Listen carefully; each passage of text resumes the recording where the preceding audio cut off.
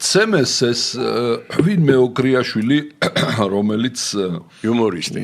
გამოიხატება ერთგვარ, რა ვიცი, მე ახლა ამას ვერც იუმორისტს დავარქმევ, ვერც ვერაფ გათიშე რა ტელეფონი. ვერც იუმორისტს ვერ დავარქმევ და საერთოდ, რა ვიცი, მე ეგეთი იუმორის არ ამწავს, როცა ვიღაცა შეურაცხყოფას აყენებს ადამიანი.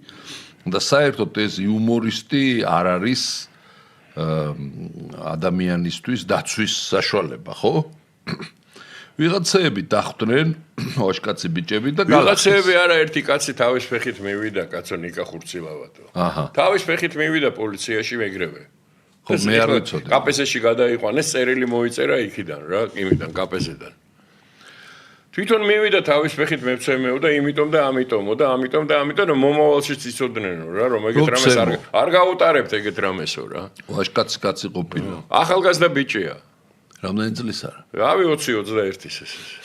ვაშკაცი ბიჭი ყოფილა. თავის ფეხით მივიდა პოლიციაში. მე ვიყავიო. ისე გოგა რა საინტერესოა რა პარალელი რო გავავლოთ. როდესაც ვინმე ჭიღლაძემ დაარტყა ქალს, ქალისთვის დაარტყმა როგორ შეიძლება ჯერ, ხო? ხო, ნუ მაგიდან. და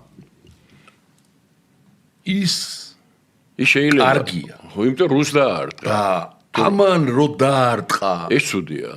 ნაძირალას, ხო, ეს ცუდია. რომელმაც შეურაცხყოფა მიაყენა არა ვინმეს ბაბუას, როგორც მის შვილიშვილს უნდა რომ წარმოადგინოს.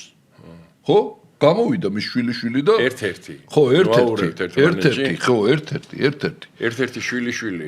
ნოდარ დუმბაძის ერთ-ერთი საუკეთესო მწერალია ქართველი დღეს. გავიგე, მაგრამ ის ხო მაგის ბაბუა მარტო არ არის ქართველ ხალხს აყენებენ მაგას ვიძახი, ქართულ მწერლობას მიაყენე შეურაცხყოფა. როგორც აი ამ უნიჭოებაში ჩაფლულმა ქალმა რა, რომ ნოდარ დუმბაძე ყოფილა უნიჭო და ლაშა ბუღაძე ნიჭიერია.